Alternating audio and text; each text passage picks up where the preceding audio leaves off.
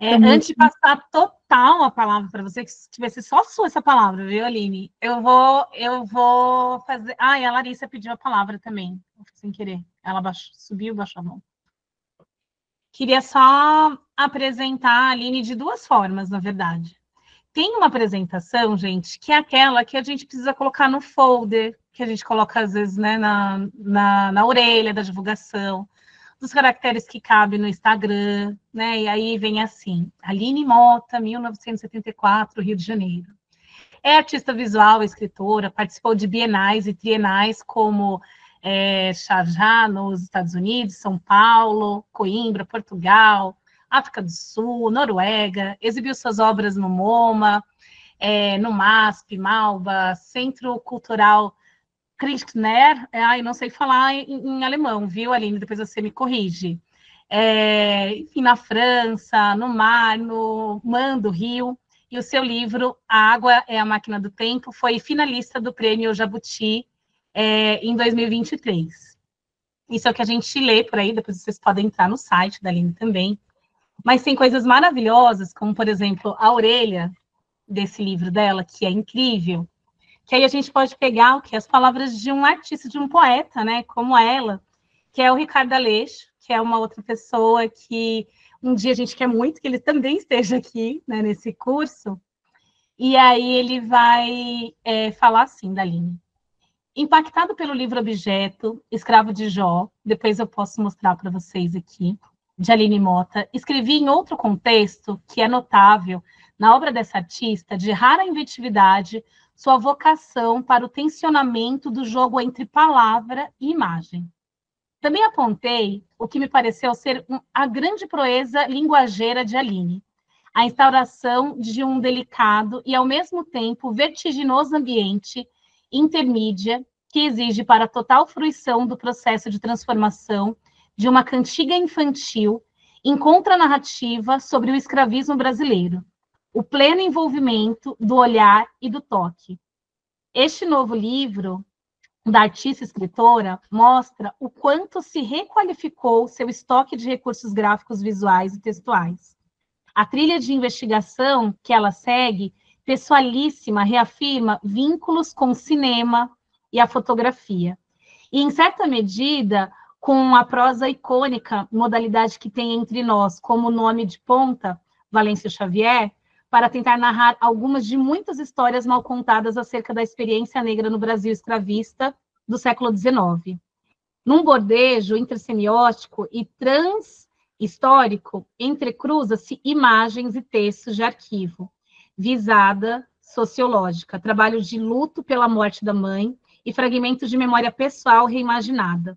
No afã de dar corpo a esse tentar narrar, o talvez inenarrável, as lacundas, as fendas, dobras, os invisíveis liames, o desvão da história. Aline oferta uma obra que, em suas palavras, resulta de um processo de criação tão obsessivo e extenuante que bem pode ser definido como uma espécie de possessão. Sorte a nossa, que a artista e dublê cavalo, entre aspas, de sabe-se lá quais e quantas vozes, evidencie a cada novo trabalho os motivos pelos quais é crescente o número das que consideram a sua presença na arte brasileira de agora um acontecimento digno de registro, recepção sensível e admiração. Vos desejo, como grafou Bispo do Rosário, uma excelente viagem. Aline Mota. Texto do Ricardo Aleixo, né, na orelha de A Água é uma Máquina do Tempo. Né? Então, assim como o Ricardo, eu sou muito fã e eu tenho muita gratidão de poder ver, né, o trabalho da Aline, né, enfim, crescendo e amadurecendo e expandindo. E quando você acha que ela superou, ela vai ampliando. Então, seja muito bem-vinda, querida fazedora de memórias, né? A palavra é sua. Obrigada. Bom, olá para todas, todos, todos. Vocês estão me ouvindo bem, né? Tá tudo certo?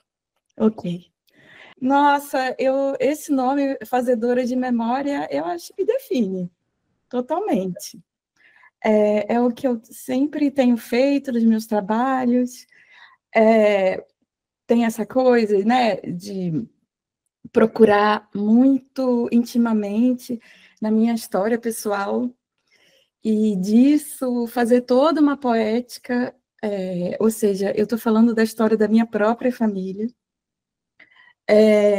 Então, é uma pesquisa que é sobre mim mesma e sobre todas essas mulheres, né? Eu tenho me concentrado nas mulheres da família. A minha mãe é negra, o meu pai é branco, e por enquanto eu fiz uma pesquisa também sobre genealógica, sobre meu pai, sobre a família do meu pai. A gente pode até conversar sobre isso também, mas eu tenho concentrado na história das mulheres, né? Das mulheres negras da minha família. Antes de começar a minha apresentação, que daí fala mais como eu comecei e tal, só porque a gente estava falando do livro, eu estou com ele aqui, que é A Água, a Máquina do Tempo. Eu fiquei extremamente feliz e honrada mesmo desse livro ter sido considerado, agora eu soube essa notícia no domingo, pela Folha de São Paulo, um dos melhores livros do século. Bom, eu acho que a Folha exagerou meio século, porque a gente ainda tem só 25 anos, nem isso, e essa pesquisa eu sei que foi feita em outubro de 2024, mas eu acho que pela força, foram 100 pessoas que votaram, e dentre essas pessoas tinham muitas pessoas negras, e eu acredito que elas puxaram o voto para mim, né? Então, a gente sabe como é que é o nosso ativismo. E por que que outros autores não foram, né, reconhecidos em vida. Então, assim, é um esforço enorme, de séculos, para que o nosso nome esteja escrito na história. Então, assim, ter esse reconhecimento, por mais que essas listas, sempre quando a gente vê essas listas, a gente fica assim, ai, gente, mas está faltando essa pessoa, está faltando aquela, e normalmente a gente nunca lia os nossos nomes, né? Ou lia nomes de escritores negros, assim, nunca. E agora a gente vê nos últimos 10 anos um esforço enorme. As três primeiras pessoas dessa lista é a Ana Maria Gonçalves, também para mim é o Defeito de Cor, certamente é o livro do século, desse século, de todos os séculos. Eu lembro do impacto dessa leitura que fez para mim, eu não sei se vocês já tiveram a oportunidade de ler esse livro, são quase 1000 páginas, mas eu tive uma experiência tão intensa com esse livro que eu sonhava com ele. Ou seja, eu lia durante o dia, quando dava, né? E chegava à noite, eu sonhava com ele, o livro continuava na minha mente. Então, assim, nossa, foi uma coisa extraordinária. E depois tem o Itamar, né, que eu acho que ele também vai dar aula, então, assim, podem também perguntar para ele, né, sobre essa experiência de ter sido um dos mais votados, uma coisa muito importante. E a gente também tem Conceição Evaristo, ou seja, todas as pessoas negras, assim, né, ocupando esses primeiros lugares, e é realmente uma coisa que não aconteceu. Eu trabalho em diversas áreas. Eu venho do cinema originalmente, a minha formação é em cinema, e eu acho que o cinema é multilinguagens. Cinema, a gente tem o roteiro, que para mim é literatura. Talvez as pessoas, né, chamem de outra coisa, mas para mim é literatura, escrever um roteiro. A gente tem toda a parte da direção de arte, né, o cenário do filme. Para mim, isso é arte também. Para mim, isso é artes visuais, assim, está dentro das artes visuais. A gente tem os figurinos, a gente tem, assim, tudo, né? Todas as artes. A gente tem a parte da trilha, a parte musical, então a gente tem música, a gente tem teatro, que é a atuação, ou os performers, né, as pessoas que performam, os atores, atrizes. Então, assim, eu acho que por vir também do cinema, eu realmente, né, chego a todas essas áreas. Mas eu acho que de todas as áreas, a literatura é a mais difícil. É a que oferece mais barreiras. Tem a questão toda ainda do mercado ser dominado por editoras brancas. A gente tem a Malê, a gente tem outros assim que, nossa, já publicavam Conceição Evaristo desde sempre, mas são poucas, não são as maiores editoras, né? A gente sabe disso. Então, ter figurado nessa lista, para mim, foi assim, uma surpresa. Então, recomendo dar uma olhada nessa lista, ver o que interessa, o que não interessa, se vocês concordam ou não. Eu acho que é muito raro ter uma lista que tenha essa diversidade. E veja também, tem o nome dessas 100 pessoas, e vocês vão reconhecer muitas delas. Com certeza são pessoas que vocês conhecem, as pessoas negras, né, da lista. Ou se não conhecem, também deveriam ser convidadas para esse curso. Tem a Fabiana Pereira, tem a Fernanda Souza. Nossa, tem muita gente nessa lista que votou e que eu acho que também são referências para nós. Voltando ao livro, antes de entrar na apresentação, que fala assim, como eu comecei esse trabalho, eu só queria mostrar algumas páginas. A orelha do livro, sim. A orelha, está vendo aqui? Quem escreveu foi o Ricardo Aleixo, que também figura nessa lista dos 100, com um livro chamado Mais Pesado que a Ventania, não é isso? Acho que é isso, né? Mais pesado Sim. que a ventania. Só o Ricardo mesmo, né? Para ser mais pesado que a ventania. Você vê que eu tive que evocar forças aqui, né? E as vieram para lembrar. A força desse vento aí do Ricardo, né? E eu estou aqui falando de água, o Ricardo está falando de vento. E foi o Ricardo. E essa orelha, né? Ele fala sobre viagem, ele fala sobre cavalo, ele fala sobre processo de criação, que parece uma possessão. Eu não sei se eu concordo exatamente com ele, de fato foi extenuante todo o processo, mas talvez eu substituiria essa palavra possessão por transe. E aí vocês vão entender, assim, quando eu começar a apresentação, não comecei ainda, eu estou aqui no início. Eu acho que vai ficar mais claro esse contato com esse mundo invisível. E por que o livro tem essa forma? Eu vou mostrar algumas páginas para vocês, porque ele foi lançado como um livro de poesia. Eu pessoalmente não acho que seja um livro de poesia, mas o mercado ele é tão limitado em categorias. Tem o romance, que é o que o mercado mais valoriza. Já vou falar a verdade para vocês. O mercado ele valoriza o romance, isso assim não há dúvida. Todos os primeiros, por exemplo, nessa lista, né, da Folha, os primeiros lugares são de romance. Tem alguns poucos que são livros de poesia, que são de poetas mesmo, né? Mas são poucos. Eu contei, tem no total dos 100, eu acho que dá umas 5 pessoas. 5, 6 pessoas só, de poesia.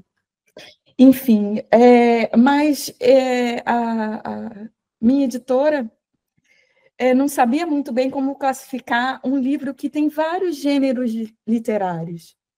Então, colocou como poesia. E é interessante porque a poesia ela abarca todos os gêneros, né?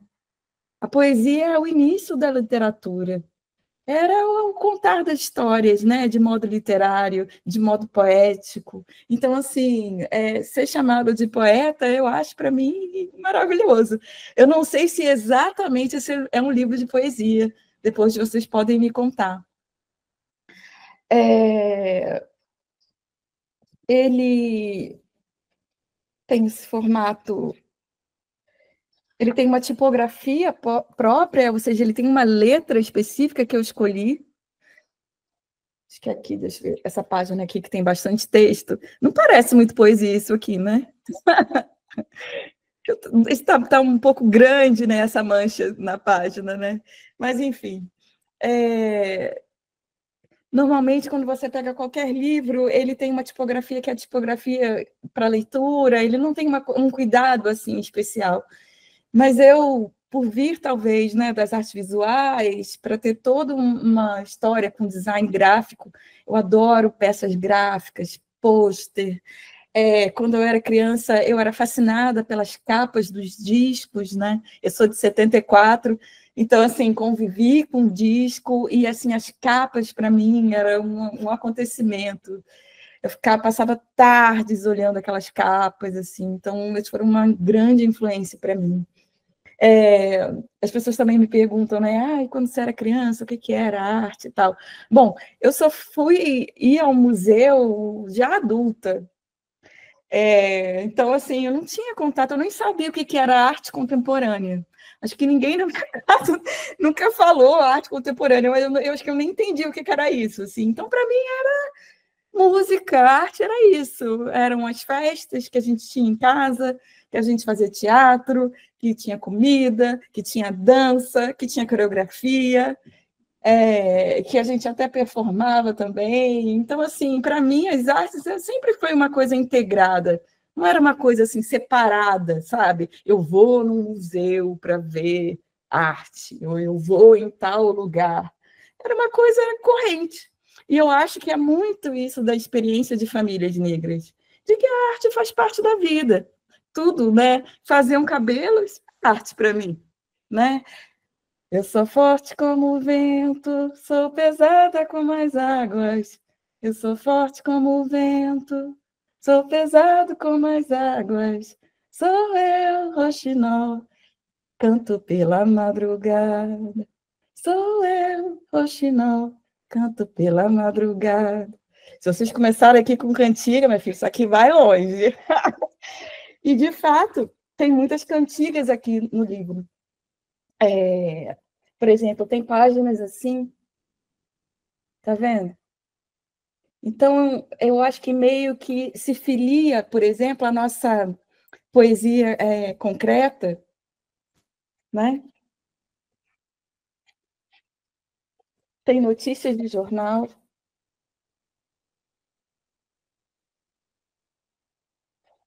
Aline, você pode falar, por exemplo, das notícias de jornal que tem? Posso. Eu não ia interromper, né? Não, Mas pode é porque interromper, gente. você falou assim, a editora não sabia como classificar esses vários gêneros literários. Mas além das reflexões, né, os textos pessoais da Aline na relação com as mulheres da família dela, né, e esse desejo de entender, né, essas origens, os recortes de jornais são recortes do século XIX, né, tem obituário, né, então se você pudesse falar um pouquinho sobre essa coletânea, né, e essa diversidade de texto que não é simplesmente, né, conto ou crônica, ou poesia concreta, né? Tem documentos históricos no meio do livro. Isso aqui também são notícias de jornal, na verdade, são obituários, né? São anúncios fúnebres, que são da Ambrosina, que é a minha tataravó. E ela tinha um nome um pouco raro, que me ajudou nas pesquisas. O nome dela era Ambrosina Cafezeiro. Hoje em dia mesmo, em 2025, tem pouquíssimas pessoas que têm esse sobrenome. Da última vez que eu pesquisei, tinham só 200 pessoas com esse sobrenome Cafezeiro, sobrenome raro. Então, quando você está fazendo pesquisa, por exemplo, em jornal, se é um familiar, e esse familiar tem um nome, né, como esse, você, além de ter certeza que é mesmo o seu familiar, você consegue encontrar algumas notícias. E foi muito surpreendente encontrar esses anúncios fúnebres do final do século XIX, que é da minha tataravó Ambrosina. O que mais que tem no livro? Tem mapas,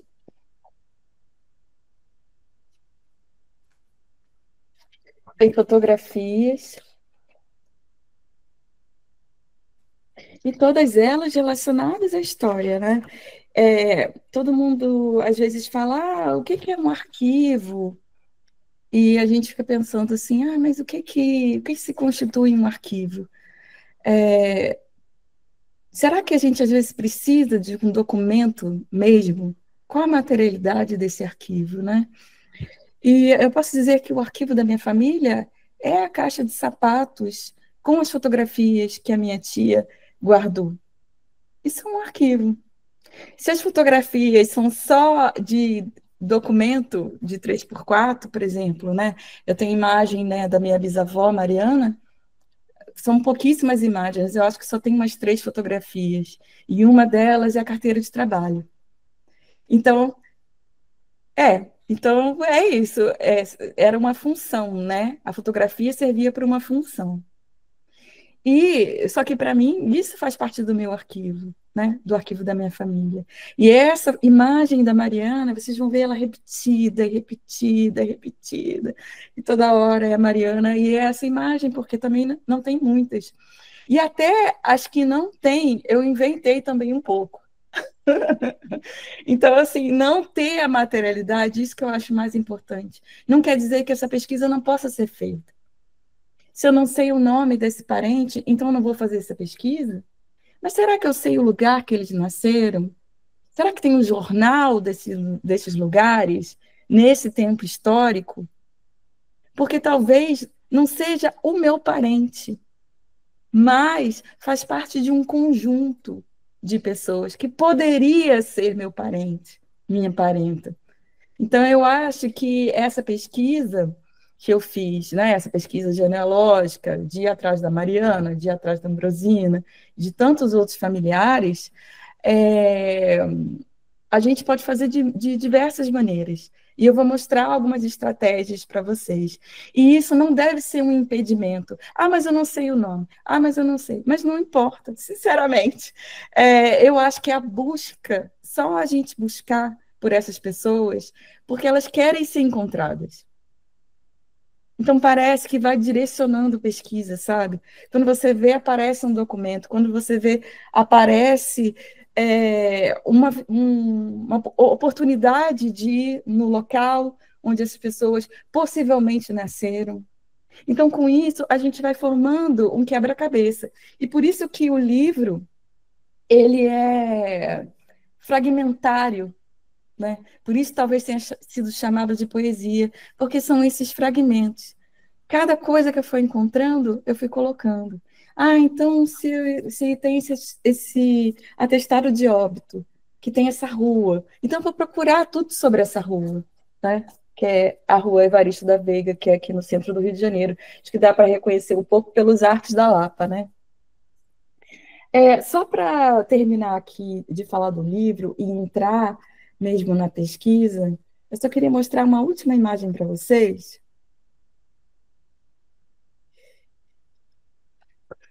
que é essa aqui, ó.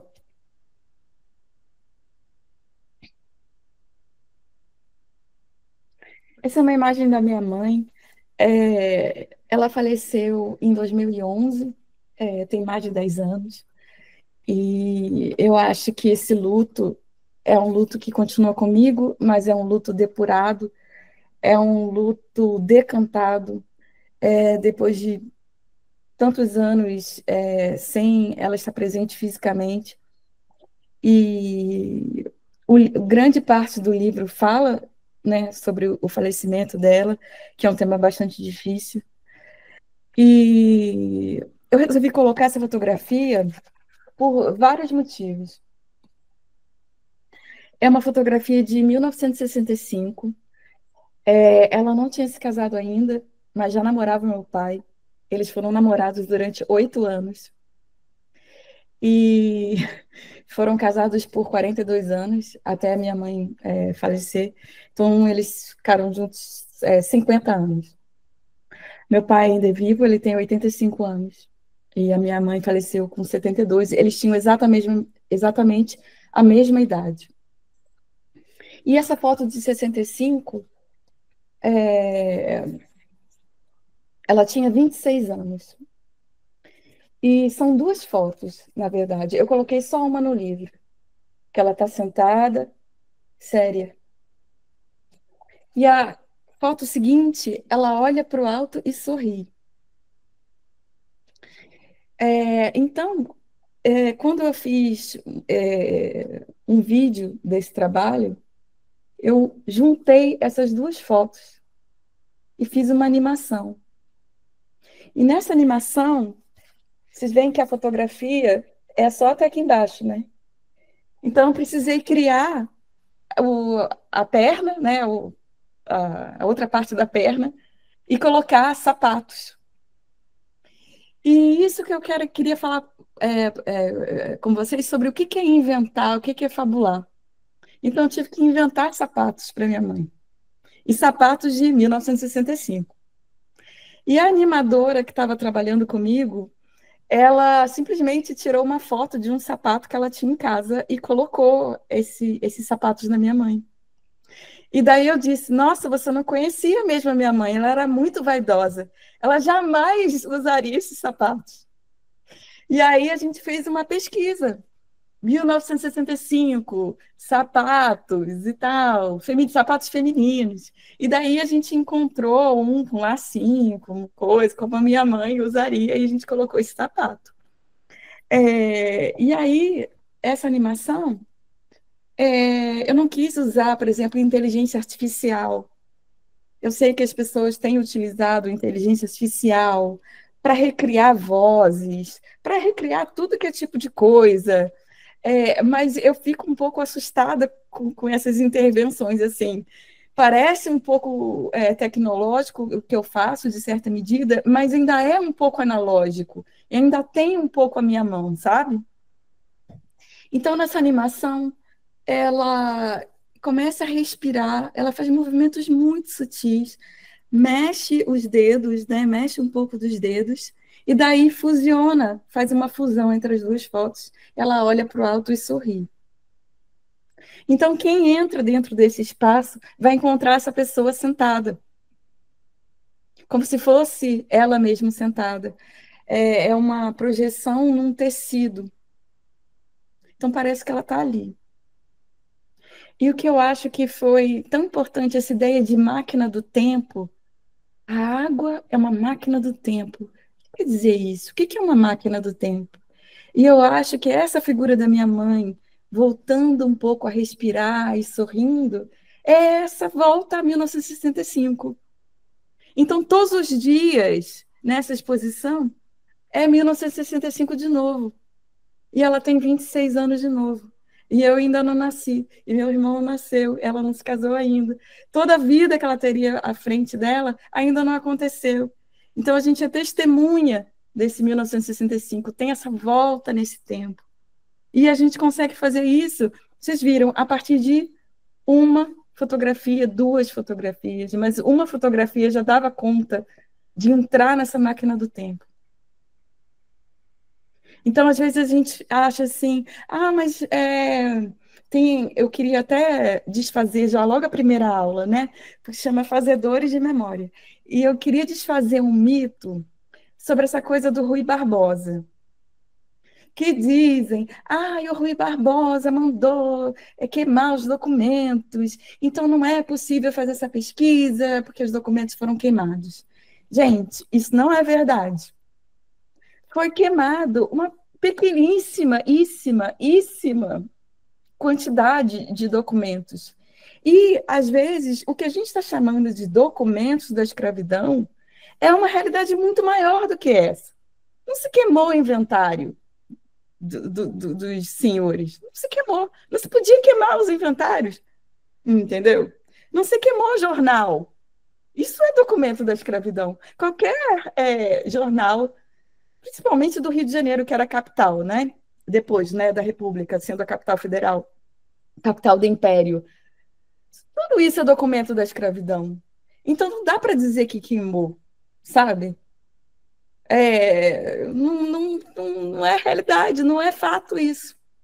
Então, assim, isso não deveria desestimular as pessoas a procurarem. Por exemplo, documento que tem em paróquia, né?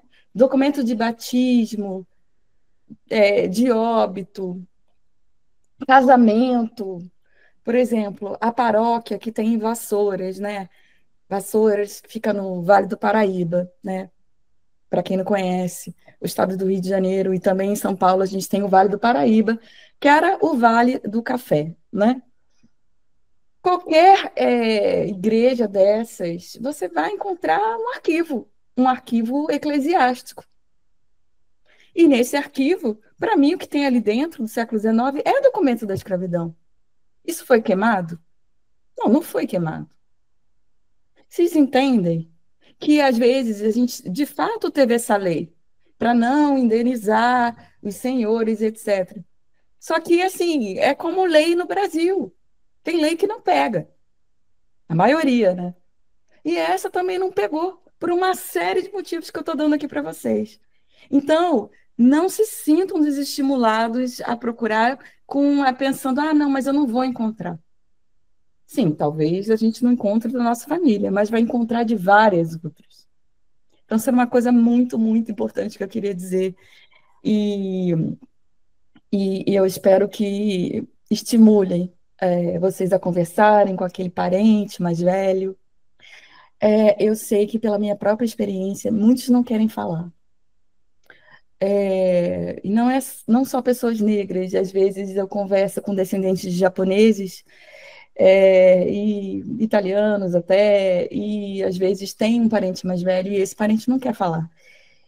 E a gente precisa respeitar isso e às vezes, né, ter uma certa desenvolver uma estratégia de acolhimento dessas histórias tão difíceis, né? Não é uma coisa fácil. Mas sempre tem alguém que tem essa memória da família. Sempre tem alguém que lembra. No meu caso, é uma tia minha, não era minha mãe, por exemplo. Era uma tia. E essa tia, ela está em mais de 80 anos e ela tem uma memória extraordinária. E ela conta coisas de pessoas que quando ela era, né, garota, conviveu com escravizados, com pessoas que tinham sido escravizadas. Então, assim, não é que seja tão antigo assim. Claro que vai passando o tempo, essas pessoas vão morrendo, mas a gente pode acessar essas memórias.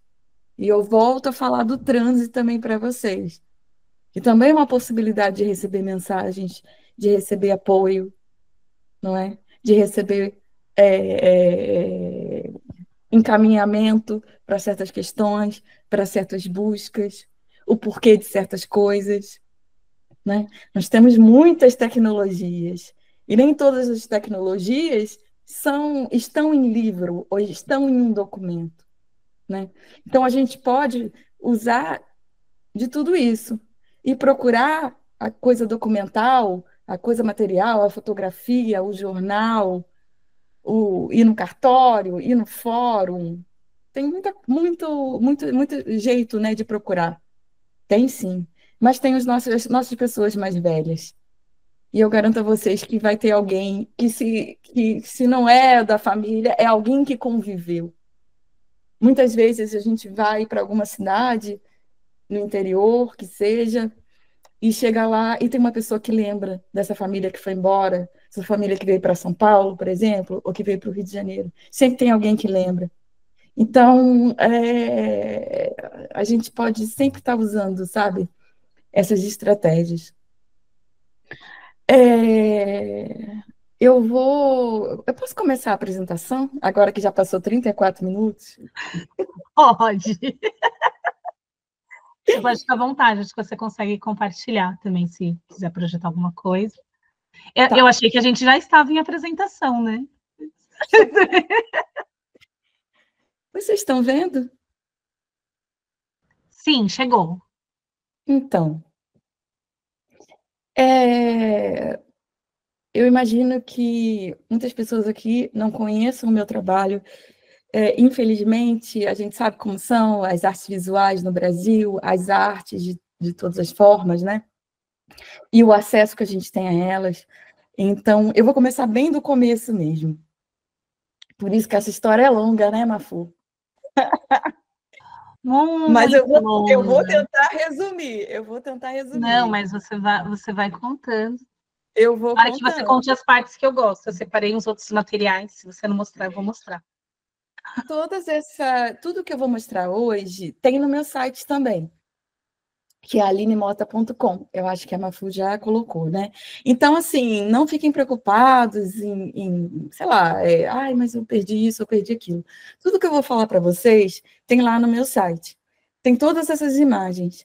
E, assim, eu imagino que tem até professores, professoras ou educadores aqui na sala. Fiquem à vontade para usar esses materiais com os alunos. Isso é uma coisa muito importante, que a gente tenha outras referências, né? Que não seja só o Debré, que não seja só essas imagens, né, que a gente tem desses viajantes estrangeiros que vinham aqui e faziam, né, esse Brasil pitoresco, esse tipo de coisa. A gente pode trazer como elemento para a sala de aula ou para os nossos diversos trabalhos, seja a área que a gente estiver, a gente pode lançar a mão, né, das artes visuais, da fotografia, que é o que eu vou mostrar para vocês. Então, o início, eu queria contar que eu trabalhei com cinema durante 15 anos. Mas, assim, eu não fazia os filmes, eu não era, assim, a diretora dos filmes, o roteirista, nada disso. Eu era continuista, que é uma profissão, assim, sabe quando aparece aquele monte de letrinha, quando termina o filme? Eu era uma dessas pessoas ali naquela engrenagem gigante que é o cinema. Mas, assim, não era algo criativo, né? Claro que a gente sempre eu dava sugestões disso ou aquilo, né? Principalmente quando eu comecei a ter mais experiência, mas é uma coisa assim que eu acho importante, que eu fiquei anos e anos e anos trabalhando no que era o cinema de uma maneira muito básica, como uma trabalhadora das artes, entendeu? Eu não cheguei assim com dinheiro ou dinheiro de família e fiz um curta-metragem, não foi nada disso. Eu comecei ali trabalhadora mesmo, né? Acordando 4h30 da manhã, indo para o set de filmagem, trabalhando. A maioria dos filmes eram filmes que não tinham nada a ver com o que eu achava que devia ser filmado. E isso foi causando cada vez mais uma angústia enorme, porque eu pensava assim, nossa, quando que eu vou fazer meus filmes? Quando que eu vou contar essa história? Ficava assim, ai, meu Deus. E aí o tempo ia passando. E aí, quando eu fiz 40 anos, eu pensei, nossa, eu já estou com 40 anos, olha isso, será que algum dia eu vou fazer meu filme? E, gente, só quando eu tinha, assim, 42 anos, que eu recebi o meu primeiro financiamento. E foi um financiamento do programa Rumos, né, que é do Itaú Cultural. Não sei se vocês conhecem, ele já tem há muitos anos e a cada 2 anos eles premiam alguns projetos e o meu foi um deles. Então, finalmente, eu tive assim um orçamento, tive um dinheiro. Com esse primeiro dinheiro que eu recebi, eu comprei uma câmera profissional. Assim, agora vocês me veem, né, com esse currículo e tal, vocês ficam pensando, nossa, mas não tinha dinheiro para uma câmera profissional? Não, eu não tinha. E só consegui depois que eu ganhei esse financiamento. Então, o que eu queria dizer para vocês é não desistam. Tem coisas que são maiores do que nós e vai chegar. A gente só não precisa, a gente só não pode desistir antes. E eu tenho que confessar que eu quase desisti, porque parecia que não ia acontecer. E finalmente aconteceu. Então, agora, eu vejo toda essa obra se desdobrar em tanta coisa, de eu estar assim. Hoje mesmo, assim, fico assim, emocionada de contar para vocês, porque realmente teve um momento que parecia que não ia acontecer. E aí aconteceu. E desse primeiro financiamento já surgiram esses 3 trabalhos: Pontes sobre Abismos, Se o Mar Tivesse Varandas e Outros Fundamentos. E aqui eu só vou compartilhar com vocês o texto, que é o texto que eu mandei lá para o Itaú. Sabe quando perguntavam assim, o que é o seu projeto? E foi assim que eu respondi. Este é um projeto sobre a vida. Se tudo o que fazemos na vida é atravessar abismos, este projeto é sobre pontes. Pontes de palavras e imagens. Pontes de busca por entendimento. Pontes sobre o Atlântico. É um projeto que fala sobre a minha família, mas poderia também falar da sua.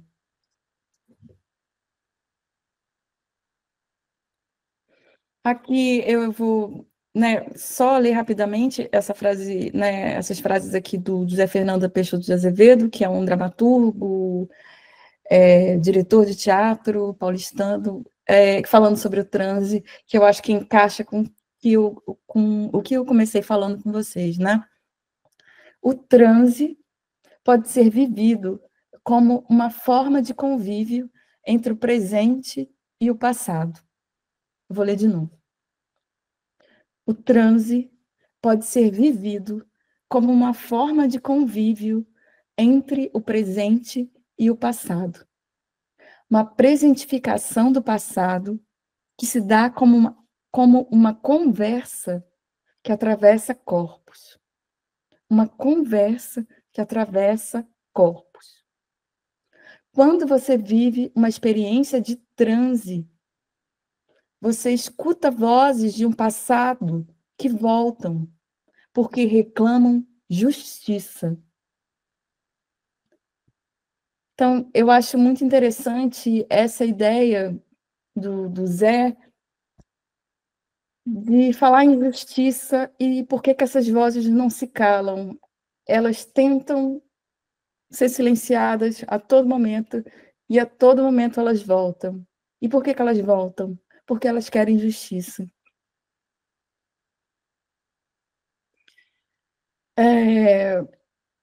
Eu vou contar rapidamente, eu vou fazer só essa introdução, e eu sei que já vai dar o tempo para a gente abrir para as perguntas. Eu, quando tentava explicar o que era um projeto sobre a vida, eu tinha muita dificuldade de explicar. Mas sobre o que você está falando? Mas é sobre a sua família. Tá, mas a sua família como? Então, o que eu fiz? Eu dividi em 4 partes. E cada parte da pesquisa eu chamei de um familiar ou de um grupo de familiares. A primeira parte eu chamei de pai, que é essa que a gente está vendo aqui nessa fotografia. E eu fiz uma viagem com meu pai para fazer essa pesquisa sobre esses antepassados. Então, meu pai, como disse para vocês, ainda é vivo. A gente saiu de Niterói, que é a nossa cidade. Eu não sei se eu falei isso para vocês, né? Que eu nasci não na cidade do Rio de Janeiro, eu nasci em Niterói, que fica no estado do Rio de Janeiro. Meu pai também nasceu em Niterói. Então, a gente saiu da nossa cidade e a gente fez o caminho inverso desses antepassados. E aí a gente foi passando por Itaperuna, que é esse lugar da fotografia, e a gente foi subindo, subindo, subindo, chegou em Minas Gerais, em Mariana. E o que aconteceu foi que a gente chegou na igreja matriz, na Cúria de Mariana. Eu tinha o nome da minha bisavó, e o que aconteceu foi que até essa minha bisavó, todos esses parentes eram primos. Minha bisavó casou com o primo dela. Só a partir da minha avó que casaram com outras pessoas que não eram da família. Mas até minha bisavó, todos eram primos, como eu disse para vocês, uma família branca. E aí foi muito fácil ir atrás dessa documentação, porque um primo levava outro, que levava outro, e o padre precisava justificar o porquê daquele casamento. Então, em uma tarde, a gente andou 350 anos. E a gente descobriu esse primeiro parente chegando em Minas Gerais, português, chegando em Minas Gerais em 1690. Então, foi um contraste enorme, né, pesquisar sobre a família do meu pai, que tudo transcorreu assim de uma maneira fluida. Se eu continuasse pesquisando em Portugal, eu poderia continuar pesquisando sobre os antepassados, porque estava tudo anotado, sempre tem um batismo, sempre tem um registro dessas pessoas, né? E nas nossas famílias negras nem sempre é o caso, né? Não é o caso. Então, essa primeira viagem eu fiz com meu pai. Essa é uma fotografia de um antepassado nosso, do século XIX, ou seja, desde o final do século XIX, essas pessoas já tinham fotografia, né? fotografias de família, várias fotografias, elas estão num livro que até foi editado, chama Terra da Promissão. Enfim, você vê a maneira de como consolidar uma memória, né? E você vê essa família desde o século XIX, já com um livro, com fotografias, né? Isso também é lá em Itaperuna, tem 2 desses antepassados, né, que eu encontrei nesse livro, um livro do século XIX. E aqui, chegando na segunda parte da viagem, eu chamei essa segunda parte de mãe. A primeira parte, como eu disse para vocês, eu chamei de pai. A segunda parte eu chamei de mãe. E fui até a Vassouras, que é essa cidade no Vale do Paraíba. Fica a mais ou menos 100 quilômetros da cidade do Rio de Janeiro. E essa fotografia é a fotografia da Mariana, que eu contei para vocês, né, que não tem muitas, mas tem essa de documento, você vê, né, o semblante dela sério, né, e você vê também pegando assim, né, só a parte do rosto mesmo, mal se vê os ombros e tal, que é uma constante, né, quando a gente vai fazer esse tipo de investigação. E essa casa é uma ruína de um dos barões de café, né, dos famosos barões de café, né, dessa era, né, do século XIX, principalmente em Vassouras, na metade do século XIX. E essa fotografia retorna para essa casa, retorna para essa natureza que cresceu, né, dentro dessa casa. Nota-se até atrás, não sei se vocês estão vendo, na janela, tem esse morro, e esse morro não tem muita vegetação, e vocês sabem por quê? Essa terra ela está exaurida desde esse tempo do café, desde o final do século XIX. Nada mais cresceu nessa terra. Eles fizeram essa monocultura tão nociva que você vê nessa mesma fotografia, que é de 2016, e esse morro atrás, você já vê esse desastre ecológico, que é um desastre ecológico do século XIX. Aqui é uma fotografia da filha da Mariana, da minha avó Doralice, também dentro dessa casa, dessa ruína. Então, tem uma volta dessas imagens, tem um retorno das imagens. E tem também uma questão da escala. A fotografia 3x4 ela é pequenininha, né? E aí eu pensei, nossa, como é que eu posso aumentar esse tamanho? E aí eu fiz essa transferência, né? Eu peguei essa fotografia pequenininha e imprimi nesse tecido. Esses tecidos são enormes, eles têm 2 metros, eles têm frente e verso. Eu criei uma espécie de dispositivo para mostrar essas fotografias nesse tamanho, nessa escala, para também dar conta dessa fotografia voltar para esses ambientes, para ela ser visível, para a gente reconhecer os olhos, a boca, tudo, sabe? Quando a gente vê pequenininho, às vezes não consegue ver esses detalhes. No momento que a gente amplia e é um material transparente, né, translúcido, a gente vê o fundo também tem essa interação com o ambiente. Então, foi assim que eu criei. Por isso que eu pensei, nossa, eu acho que um tecido, e se é um tecido que ele é fluido, que ele se mexe com o vento, que eu posso colocar ele na água, ele vai me trazer essa poética que eu estou buscando. Essa fotografia é da terceira parte da viagem.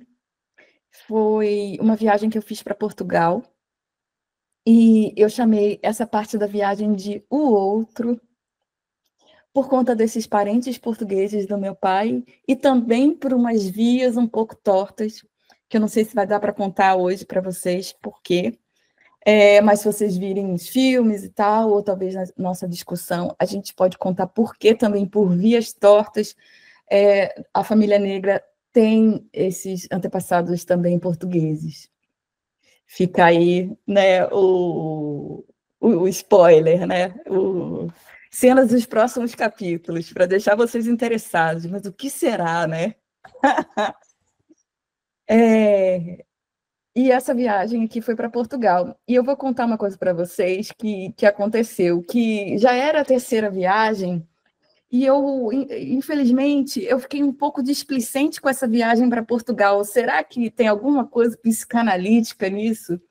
Mas, de fato, eu pensei, não é que eu não quisesse vir, mas eu fiquei assim um pouco, Portugal, aquela coisa, né? E o que aconteceu? Eu simplesmente esqueci os tecidos. Eu esqueci os tecidos. E aí eu pensei, meu Deus, e agora? Aí eu fui numa Xerox e imprimi os documentos que eu tinha. E aí eu comecei a fazer essas montagens. E aí eu imprimi nesse papel também, né, que é um papel meio transparente e tal, e comecei a fazer essas montagens. Então, por exemplo, nessa fotografia tem o olho da minha avó, mas tem o meu nariz, aí tem uma notícia de jornal, e embaixo, lá embaixo tem um documento que eu encontrei nesses cartórios que eu falei, né, para vocês, na igreja e tal. Então, esse problema, né, no final era um problema, gente, eu esqueci os tecidos. Eu acabei inventando essa solução e passei a incorporar essa solução no trabalho. Eu acho que, assim, resolveu um monte de coisa, né?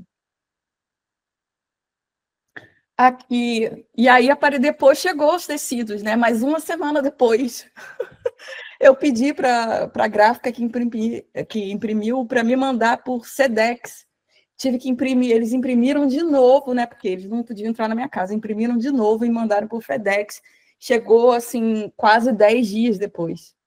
E, assim, era uma viagem, sei lá, de 15 dias. Mas finalmente chegou e eu pude usar nessa casa, né? Que é uma casa bem típica do norte de Portugal, onde ficam as ovelhas. Elas ficam aí abrigadas à noite nessa casa de pedras. E aí tem um retrato da minha avó, da Doralice, e, como eu disse para vocês, tem esse frente e verso. Então, atrás, né, quando você junta os dois, assim, tem esse documento. Por isso ele aparece, assim, um pouco de cabeça para baixo, sabe? E aqui é a última parte da viagem, que eu chamei de A Origem, e que foi para Serra Leoa. E com isso, eu vou terminar essa minha apresentação e a gente já vai abrir para perguntas, porque eu tenho certeza que vocês estão curiosos para saber um monte de coisa. Não precisa terminar, você pode passar um pouquinho. Eu falei para você que pode ser um pouco mais ou um pouco menos, ainda mais agora que chegou em Serra Leoa. Meu Deus! Ponta direito. Então, vamos lá. Ai, gente, como é que eu vou resumir, né? É difícil. Bom, vocês estão vendo novamente essa fotografia da Mariana, da minha bisavó, atrás desse senhor. Esse senhor, a gente pode reconhecer que ele é muçulmano, principalmente pelo chapéu. Ele é o chefe político e o chefe religioso dessa aldeia, dessa localidade. Fica numa cidade em Serra Leoa. Serra Leoa, para quem não sabe, fica na África Ocidental, ou seja, é perto da Libéria, do Togo, da Guiné-Conakry. É um lugar realmente que não são muitas pessoas, principalmente brasileiros ou pessoas em geral que visitam esse país. É um país que tem uma história muito difícil, recente, teve uma guerra civil sangrenta, muito devastadora nos anos 90, durante 10 anos. Depois dessa guerra civil, teve um surto de ebola desse vírus. Então, assim, não é um destino turístico, né? Apesar de ser lindíssimo, de ser um país, assim, lindíssimo mesmo. As pessoas, então, nem se falam, muito acolhedoras e muito carinhosas, e, enfim.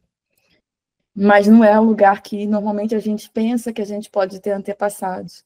Mas, de fato, Serra Leoa tem um contingente de pessoas que vieram, né, para o Brasil como escravizados. Quando eu fiz uma pesquisa, né, em alguns bancos de dados, né, tem um nos Estados Unidos que chama Slave Voyages, né, viagens escravistas, ou algo assim, né, traduzindo, viagens, né, dos escravizados, slave voyages. Você consegue pesquisar os navios, de onde saiu, quantas pessoas tinham, quem era o capitão desse navio, aonde chegou. E, de fato, eu localizei alguns navios que vieram de Serra Leoa. Então, era possível, né, que algum antepassado realmente tivesse vindo de lá.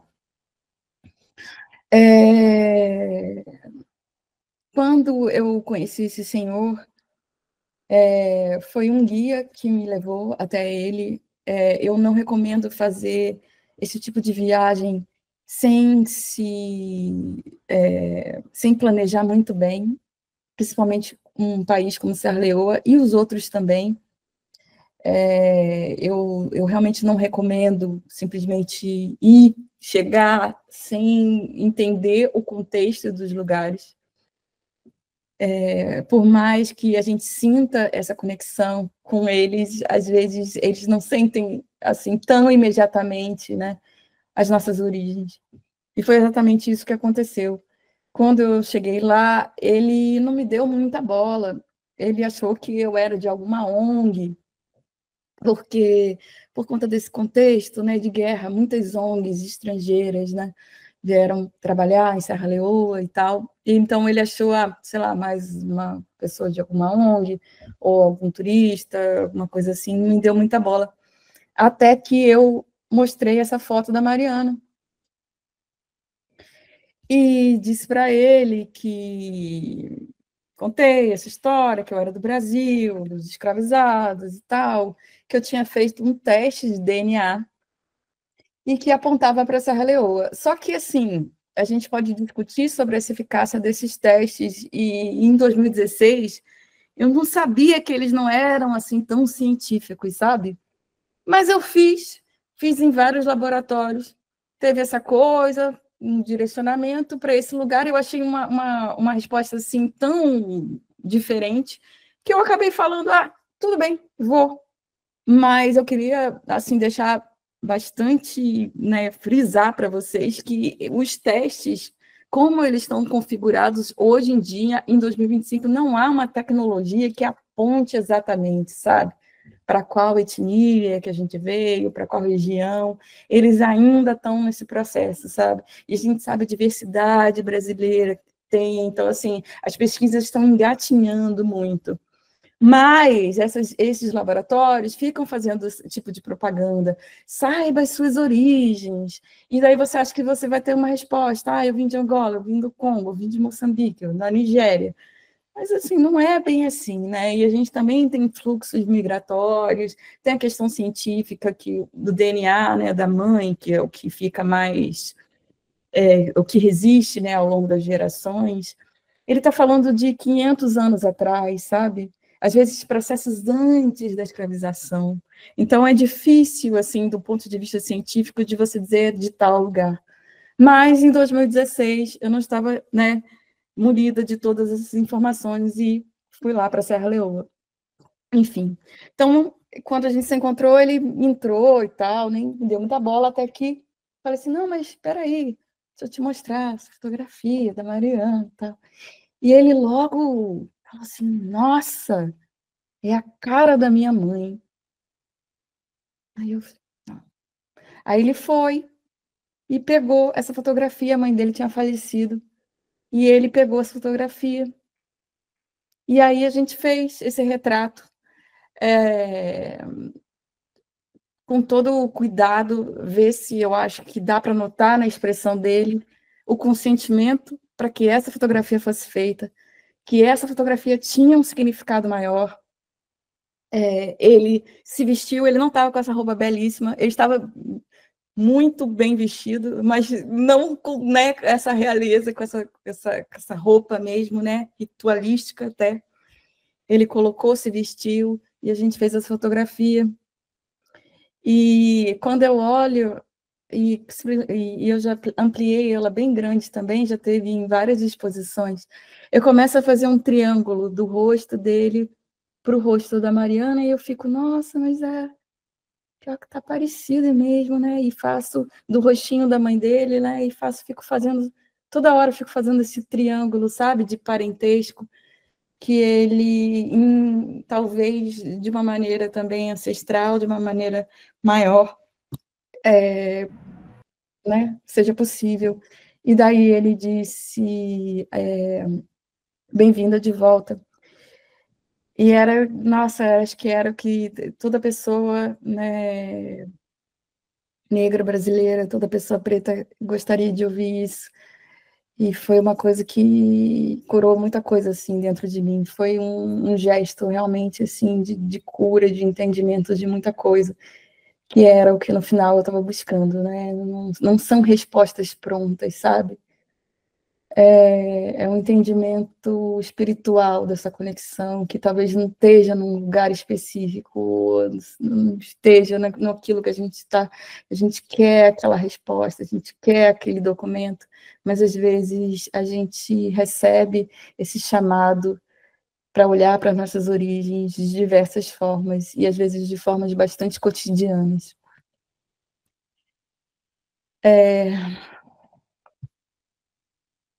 Acho que é isso. Eu parei aqui a minha apresentação, mas a gente pode voltar. Olha, certinho que deu uma hora, hein? Você tá ouvindo o sino? Aqui não, né? Olha, mas tem tudo a ver, a gente sabe, né? A gente sabe que tem tudo a ver. Ai, Aline, muito obrigada. Enfim, acho que tem tantas outras coisas que eu também queria ouvir, né? Desse trabalho aqui dos Cravos de Jó, mas acho que a gente pode deixar. Não sei se a Lindy quer fazer algum comentário. Eu vi que ela foi tomando notas também. E aí a gente vai construindo aqui a nossa conversa. Acho que eu vou passar a palavra para ela, porque senão eu também sou muito faladora, né? E eu gosto de escutar, nem gosto de contar. Então, eu vou tentar não atropelar, eu vou passar para a Lindy. Oh, gente, eu nem sei, eu estou tão assim impactada, por mim você ficaria falando mais ainda, Aline. Mais tempo, mas eu sei que todo mundo aqui está com coisas para perguntar, para fazer conexões com o que você falou, dizer assim da alegria que é a gente começar essa edição com a sua presença, porque não é só o que você fala e o que você faz enquanto artista, mas as conexões todas que a sua fala, do seu fazer, foram trazendo, que a gente conecta com outras fazedoras, com outras edições desse curso. Enquanto você falava, eu fiquei lembrando bastante de uma Ialorixá, uma meninazinha de Oxum, que é uma mulher de 85, acho que mais de 85 agora, anos, que esteve com a gente, ela esteve na última edição, se eu não me engano, e ela compartilhou muito do memorial Iadavina, a experiência dela, que foi um memorial, não, é um memorial que tem sido construído a partir de uma mala que a Davina levou no início do século XX, para o Rio de Janeiro, daqui da Bahia, ela levou para o Rio de Janeiro, e essa mala ficou muito tempo debaixo da cama dela, e depois essa mala virou hoje, que está lá no Padlet, né, Mafane? Quem quiser depois visitar o Padlet, vai ver, a gente registrou lá na última edição, e esse memorial hoje é um memorial Iadavina, é uma experiência fantástica que muitos terreiros de candomblé têm feito, né, um esforço de reconstituir essa memória, a memória daquele, assim, transgredindo e enfrentando essa história, que a história não conta, que é a história do nosso povo, e essa história que a gente precisa também, de forma desobediente, estar desconstruindo, de que tudo foi apagado. Nada foi apagado, porque tudo ficou aqui, ficou no nosso corpo, na nossa cabeça, e quando você faz a relação com o transe, né? Eu estava aqui em transe te ouvindo, né? E imaginando quantos transes você não teve e não tem, né? Para reconstruir. Eu não tenho dúvida, sou uma pessoa de fé, né? Eu não tenho dúvida de que a gente é mesmo afetada e, né? E transpassada pela ancestralidade nesse sentido. Então, a ancestralidade bota coisas, né, conta coisas nos nossos ouvidos, né? Faz a mensagem chegar até o nosso coração, até a nossa cabeça, e a gente reinventa, recria. Eu fiquei muito emocionada quando você falou da recriação. Não vou falar agora, porque, né, nós não temos esse tempo, e o tempo hoje é para te ouvir cada vez mais e também interagir com o grupo. Mas, assim, você me deu uma pista e uma resposta para uma questão da minha própria ansiedade e necessidade da minha pesquisa, por exemplo, com a minha família, né? Que a gente não tem, é muito fragmentada a história, né? A família da minha mãe, sobretudo, né? Mas aí eu pensei também no meu pai, quando você falou, porque eu sempre descartei um pouco a história do meu pai e pensei muito mais na da minha mãe. Mas, enfim, assim, eu estou muito feliz. É como a Natália falou, né? É uma bruxaria mesmo, é um grande ebó mesmo, esse curso, né? E a gente tem sempre essas visitas, esses encontros com as demais bruxas, né? E bruxos que vêm passeando por aqui e dando a gente essa oportunidade da gente reinventar, recriar, reinventar no sentido maior que é a invenção, né? Porque discrimina-se muito a invenção, como se a invenção ela fosse só obra de uma imaginação, como se a imaginação fosse pouca coisa. Então, é sobre isso. Obrigada. Obrigado, nossa, eu queria falar 2 pontos. Em relação a essa imaginação, porque as pessoas falam muito de fabulação, inclusive tem esse conceito, né? Fabulação crítica. E o que é fabular criticamente? Para mim, quer dizer que a gente está fabulando, a gente está inventando, mas não é uma coisa aleatória. A gente não está fabulando em cima do nada.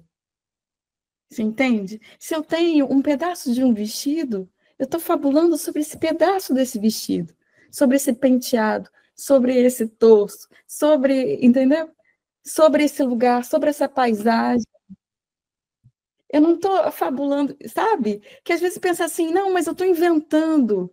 Mas só que é uma invenção crítica, inclusive de desconfiar de certos documentos que a gente encontra. Se você me permite, você quer falar? Não só porque aí é isso que, quando você falou do transe, eu fiquei lembrando dos orixás. Quando a gente vê um orixá dançando, um quice dançando, um vodum dançando, ele tem um fragmento de uma história que ele reatualiza. Ele reatualiza todo o tempo para explicar um mundo, para explicar não é coisas, qualquer que a gente não viu, que a gente não viveu, mas que a gente é capaz de se colocar adiante e interagir a partir daquele fragmento daquela dança, daquela corporificação. Então, é fantástico. Muito, muito obrigada.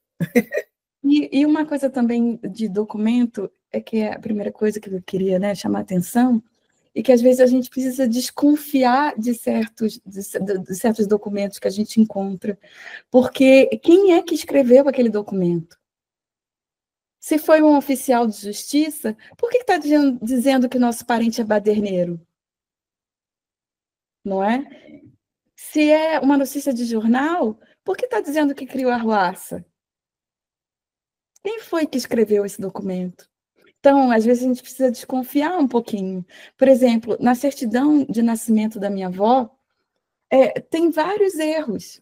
A data que ela nasceu é errada, porque demoraram a registrar, sabe como que era naquele tempo, né? E aí, por exemplo, é o tio que registra, né? E diz que ele não sabia ler. Então, uma outra pessoa assina por ele. E tem um erro também da localidade onde ela nasceu. Diz que ela nasceu no Rio de Janeiro, só que ela nasceu em Vassouras. Então, a gente, às vezes, encontra uma documentação, a gente precisa desconfiar dela, pelas palavras que foram usadas, por essas datas, por essas imagens. E isso que eu acho que é fabular criticamente. A gente ser um pouco crítico, da gente ter essa consciência, sabe? Do que esse documento histórico está dizendo. Né? Por que tem essas palavras? Por que tem essas datas? Será que isso é verdade? Às vezes a gente precisa, né, desconfiar um pouco. Outra coisa também que eu queria dizer, que essa pesquisa me trouxe muito, além desse encontro espiritual, esse conforto, né, que tem ambiguidades, né? Não é uma coisa que é só acolhimento. Tem uma ambiguidade nessas relações, nesses encontros também, né? Mas uma coisa que me trouxe muito foi um entendimento sobre a história do Brasil como um todo. E você falava exatamente dessa pessoa, dessa mala, que saiu da Bahia e foi para o Rio de Janeiro. E eu tenho essa história na minha própria família, que é a história que está aqui na Água Máquina do Tempo. Eu só vou ler aqui para vocês, que diz, né? Ambrosina faleceu hoje, às 7 horas da manhã, de tuberculose pulmonar, que é uma coisa também bem interessante, porque a minha tia contava que ela tinha morrido de susto. E depois eu consegui conectar a história do Rio de Janeiro dessa época, né, que era durante a Revolta da Armada, que era a revolta ali, né, da República, daquele início da República. Teve uma guerra com canhões no Rio de Janeiro, que era a Marinha contra o Exército contra a Marinha, quem ia tomar o poder, né? E que ela certamente ficava assustada com essas bombas. Então, na história familiar, dizia que ela tinha morrido de susto. Quando eu encontrei, diz aqui, né, tuberculose pulmonar. Ambrosina Cafezeiro Gomes, cor parda, aí a gente já vê, né, essa questão. De 37 anos, jovem, né? Casada com Manuel Gomes. Você vê que já é difícil pesquisar sobre Manuel Gomes. Ambrosina Cafezeiro é mais fácil, né? E Manuel Gomes? Quantos não tem?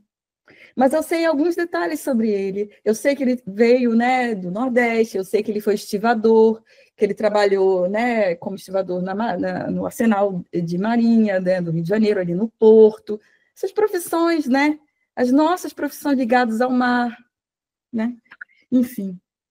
Casada com Manuel e diz, natural da Bahia. Mas que lugar da Bahia? Não sei, né? Tomara eu ir na Bahia pesquisar, continuar essa pesquisa. Quando eu pesquiso cafezeiro, só aparece Salvador e Recôncavo. Então, deve ter vindo de lá. Mas o que eu acho interessante, e também tem um ano aqui, né? Que é 1894. O ano que a Ambrosina faleceu. E aqui, o que eu conecto isso, né? Essa vinda da Ambrosina com a vinda de todos esses baianos que vieram para o Rio de Janeiro. Essas tias baianas.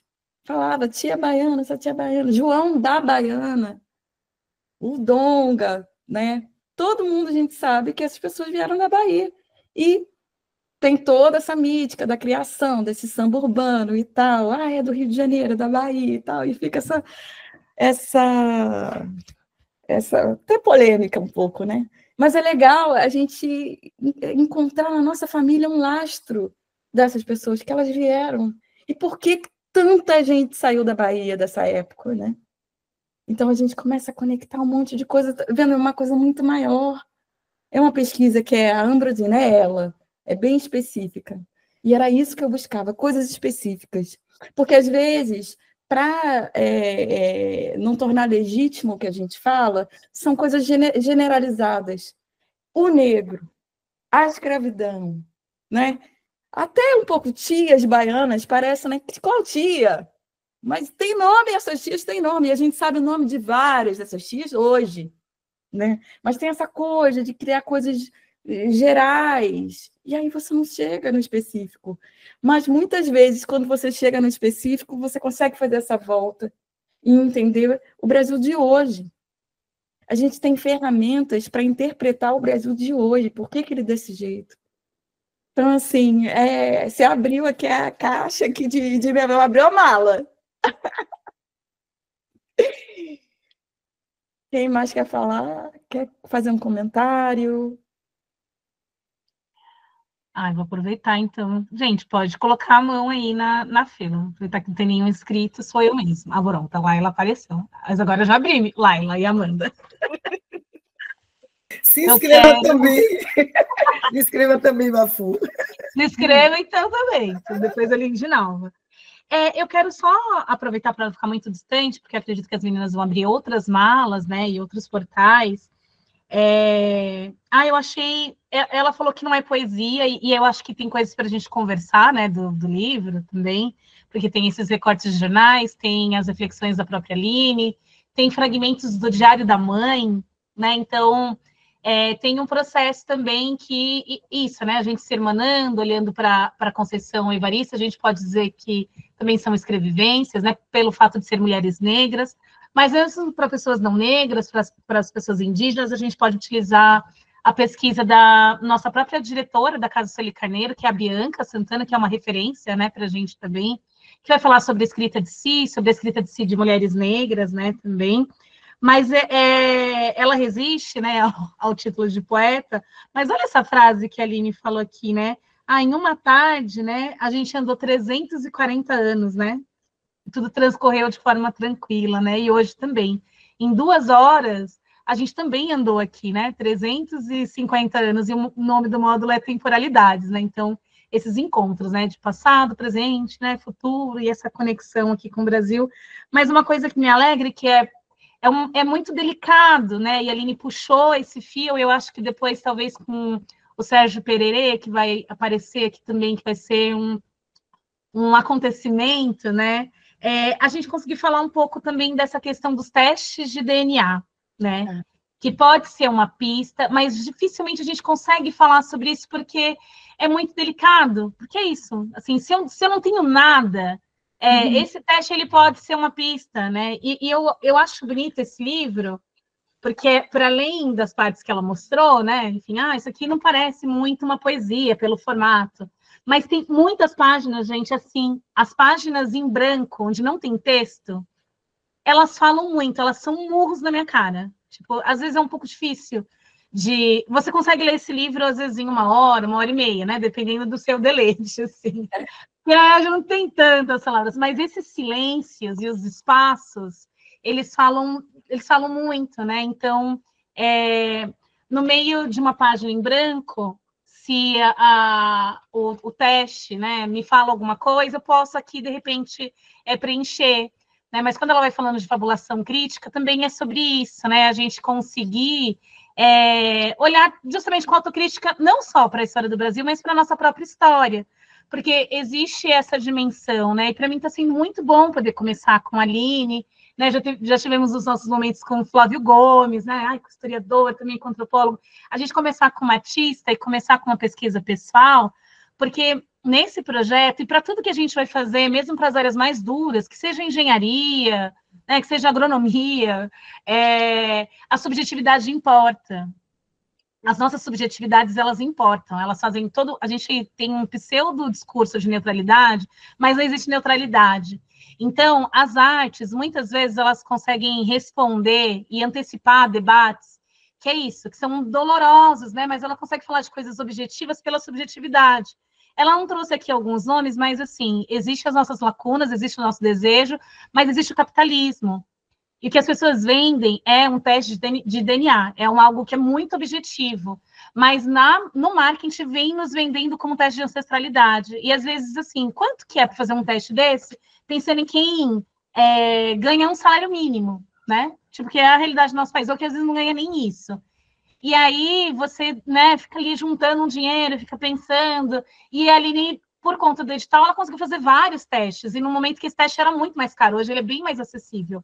Mas o teste não necessariamente é isso, ele pode ser um caminho, e muitas vezes o teste também dá certo, né? Vou fazer aqui a advogada, né, justamente do diálogo. Muitas vezes o teste também dá certo, assim, né? No caso do Sérgio, a gente vai ver que, nossa, é muito incrível como casa a questão do DNA e com as memórias familiares dele, e o trânsito dele enquanto artista, né? Mas eu também tenho quando ela fala assim, desconfia dos documentos, né? Eu já fiz esse teste, eu falo pouco, porque é isso, né? Aqui, essa parte que a gente começa a conversar, por que a gente divide dessa maneira? Então, até para vocês entenderem que hoje é o nosso primeiro momento, né?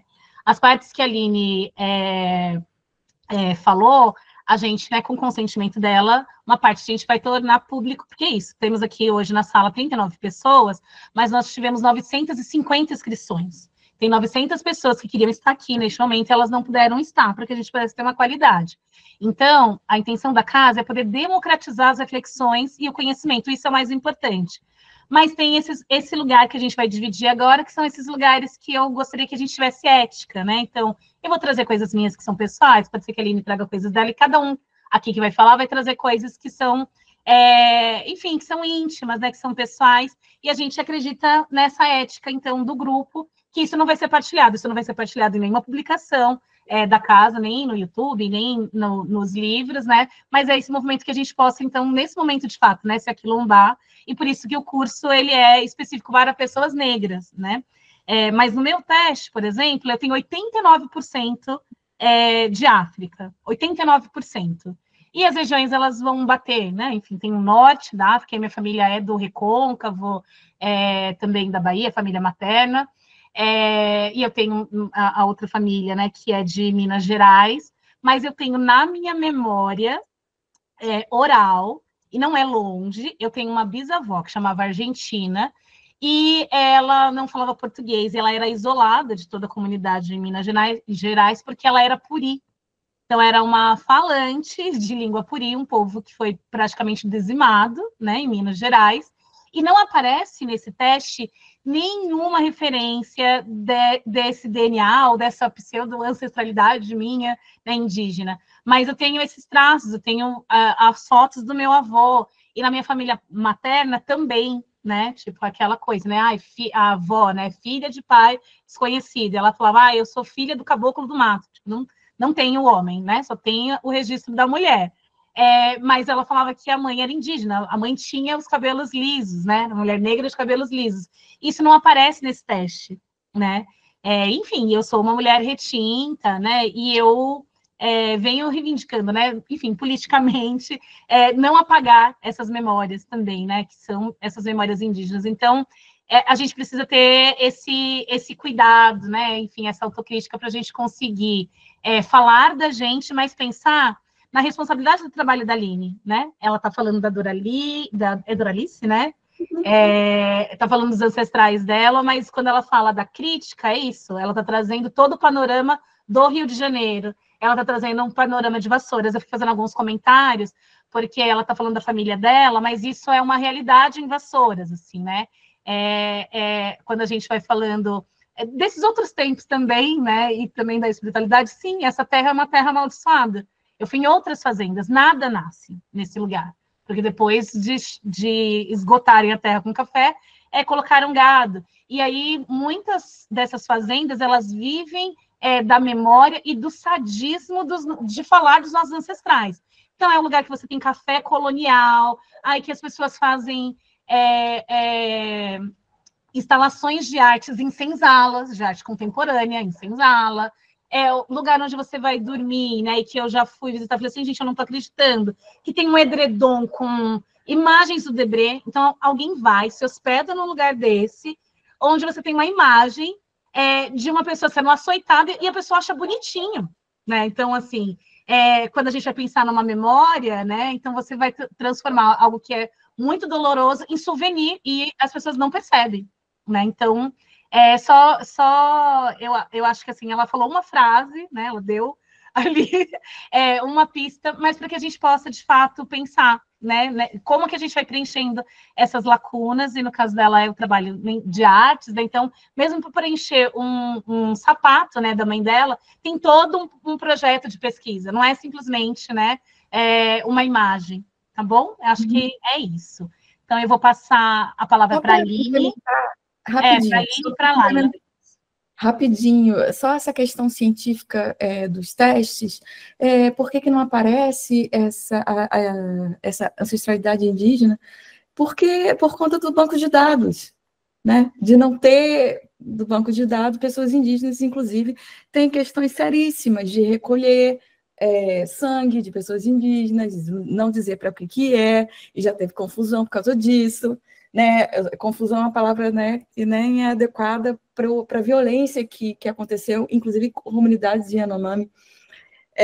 Vocês podem procurar, se você procurar Yanomami, teste de DNA, recolha de sangue, eles tiveram que devolver, universidades nos Estados Unidos. Então, assim, às vezes não aparece por conta disso também, porque não tem essas amostras de pessoas negras também não, né, das diversas etnias e tal. Então, era só um contraponto. E também tem questões de genética mesmo, que você herda 50% dos pais e tal, e dos avós, é mais ou menos 25%, só que depois começa a ficar muito maluco, é isso. Às vezes a gente não herda nada de um bisavô. Isso é uma informação científica assim, que eu estou dando. Eu demorei muito tempo pesquisando sobre isso. Nossa, eu poderia ficar 1 hora aqui só falando dessa parte científica mesmo. E às vezes a gente fica pensando assim que é dividido igualzinho, sabe? Eu achava assim, que era tudo dividido, não, metade, depois 25, depois 12,5, eu achava que era tudo assim. Só que não é. Então, as pessoas até têm um nome, chamam de loteria genética, né? O que é que você herda de material genético desses ancestrais. Mas é exatamente isso que você está falando, Mafu, assim, do racismo científico e dele continuar também nesses testes, né, do capitalismo. Descubra suas origens. E a gente não tem ainda, né, um banco de dados, tem todos esses E é uma dupla violência, né? Porque primeiro nos tiram tudo e depois é mais caro para que a gente possa fazer o teste. Então, é de novo, né? Gente, Então, só rapidinho, loteria genética me remeteu, sabe o quê? Ao teste, como é que chama? A inspeção, não sei se é essa palavra, aleatória dos aeroportos, porque parece isso, né, um pouco. E a outra coisa que, Natália, você está ouvindo, né, Natália? Uma dica para a gente fazer um encontro na casa Sueli Carneiro só com a Aline, porque não deu. Já estou dizendo desde agora que não deu. Nem melou. A gente aqui da Bahia fala assim, nem melou.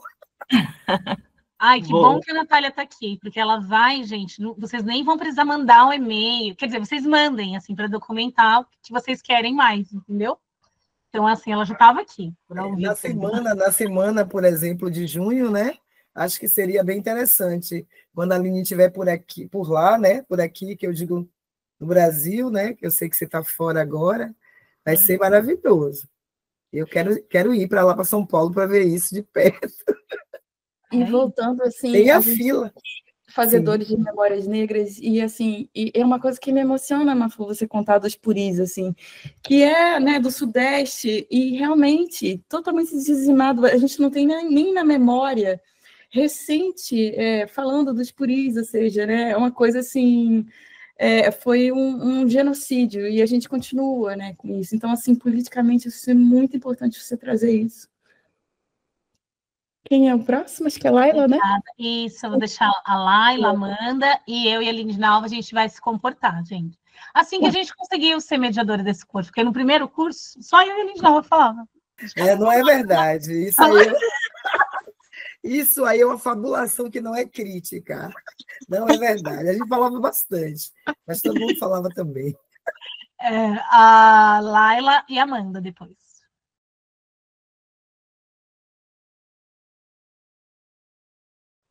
Nossa, eu amei isso do Maranhão, porque, nossa, o Maranhão guarda muita coisa.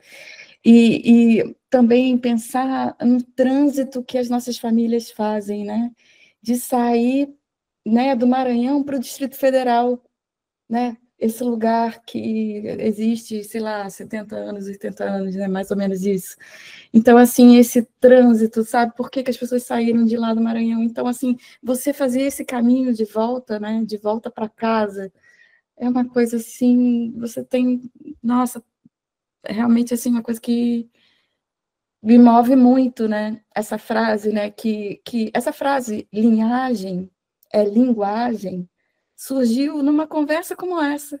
Foi bem na época da pandemia que eu fazia várias. E na hora que eu ia falar linguagem, eu falei linhagem. Aí eu falei, mas linhagem é linguagem, linhagem.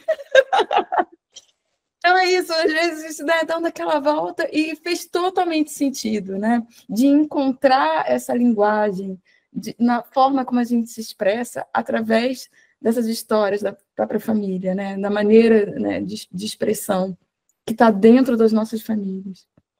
Muito legal. Amanda?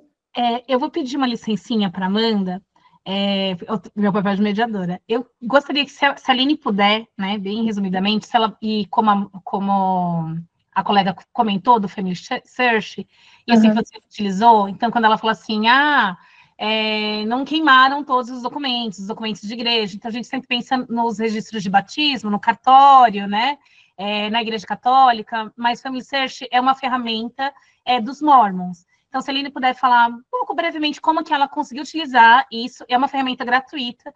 Eu coloquei para vocês no chat, mas também, assim, quem está no celular, não está conseguindo acompanhar, estou gravando todos os links naquele mural que eu coloquei para vocês no começo aqui da aula, eu vou colocar de novo. E lá no mural vocês também podem colocar as referências que vocês acharem que é importante. Eu estou concentrando tudo no módulo 1, tá bom? O Slave Voyages, a Aline também.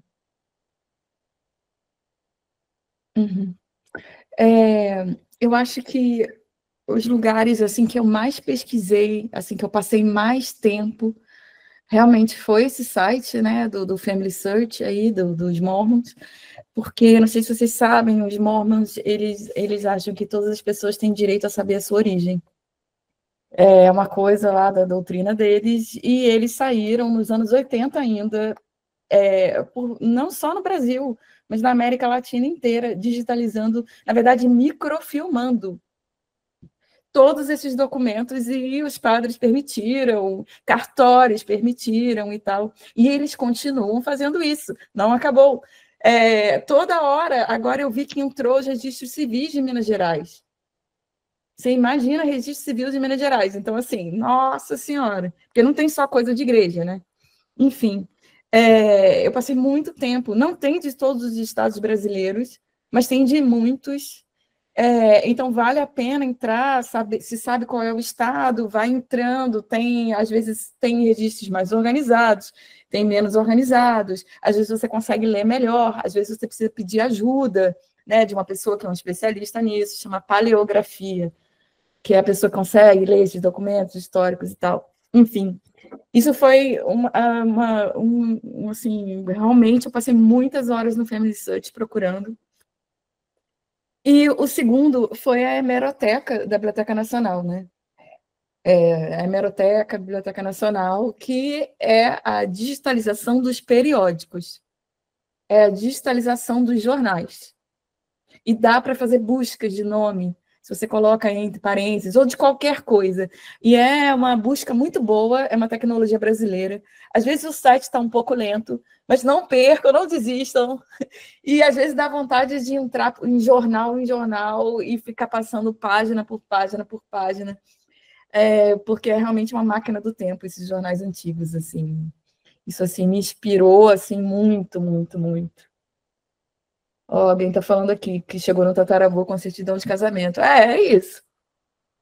Aí é a hemeroteca.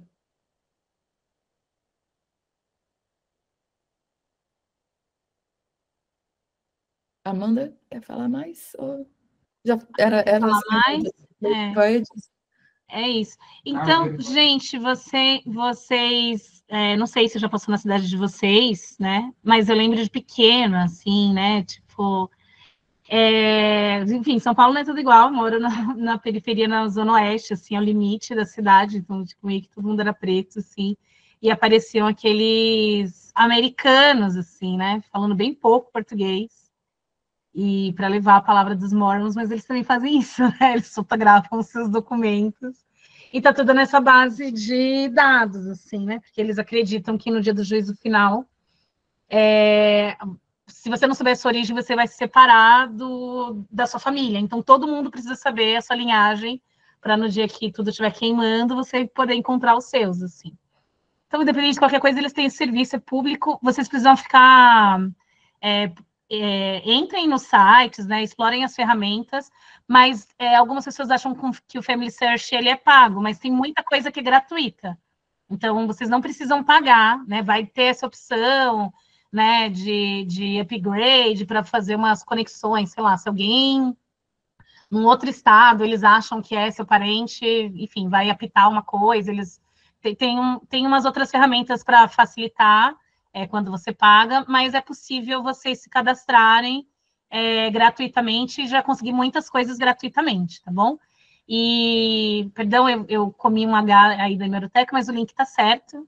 A hemeroteca é do governo federal, e aí vocês conseguem ter acesso à maioria dos jornais, né, da época, e parte enfim, dos artigos, né, que estão aqui no livro da Aline também, os atestados de óbito, os convites para missa, são coisas que ela achou justamente na hemeroteca, e essa é uma ferramenta que tem sido utilizada para outras exposições, como a exposição da Carolina Maria de Jesus, no IMS, em outros centros culturais, agora tem uma em Poços de Caldas, até um companheiro meu ajudou a fazer a pesquisa, né? Então, tem algumas coisas que elas estão na oralidade e que as pessoas desconfiam, né? Mas cadê as provas, né? Porque a gente ainda segue muito esse sistema, né, ocidental, né? Que a gente tem que ver para crer, né? Então, só quando você, de repente, acha, né, um documento que você consegue, de fato, acreditar em algumas coisas que as pessoas já falavam oralmente, ou que a própria pessoa, né, que testemunhou, né, que fez parte da história, está falando, mas que ela não tinha documentos, assim, né? Mesmo do meu pai, quando ela fala assim, a gente precisa fazer essa fabulação crítica. Eu não tenho fotos do meu pai não tinha nenhuma foto, né, de adolescente, do tempo dele de militância. As fotos recentes que a gente encontrou do meu pai e fotos que foram utilizadas no clipe do Emicida, tem fotos que são do DOPS. Tipo, a gente não tem, mas a polícia tem, né? Então, num sistema tinha algum cagueta nas reuniões e que fotografou e que meu pai nunca tinha visto. A gente viu depois que estava sendo justamente investigado. E são fotos recentes, né? E aí, graças a isso, agora a gente tem fotos dos momentos, mas assim, não foi uma foto posada, né? As pessoas não têm máquina fotográfica, Ainda bem que você teve Não foram as melhores, né, Mafu? Não foram as melhores fotos. Que são as melhores fotos. Nós não tínhamos essa facilidade com a fotografia, era uma ou outra pessoa. No caso aqui da Bahia, por exemplo, Jonas Conceição, ele criou todo um arquivo que alimenta hoje os Zumbi Arquivo Fotográfico, por exemplo, porque ele tinha esse interesse de sair com a máquina fazendo fotos na década de 70 e 80. Mas a gente não tem muita foto desse período de militância, infelizmente. Exatamente. E ainda mais no período da ditadura, não é simplesmente que a gente quer fazer a foto. As pessoas nem queriam ter esse registro, né? Então, agora, tipo, 40 anos depois, 45 anos depois, a gente encontra essas fotos do meu pai, né, de juventude. Então, é possível que a gente encontre muitas coisas nesses outros materiais que às vezes a gente repulsa. Então, com a nossa criticidade, isso pode também nos favorecer, tá bom? Vou passar para o Joaquim, e aí, Amanda, sobre as ferramentas, de repente a gente também pode trocar no primeiro momento da próxima aula, e vou deixar o pessoal falar, mas vocês vão explorando também, né? Eu também não sou muito familiarizada com todas as ferramentas, mas a intenção é que a gente possa se irmanar aqui e se ajudar para a gente conseguir utilizar, tá bom? Joaquim agora.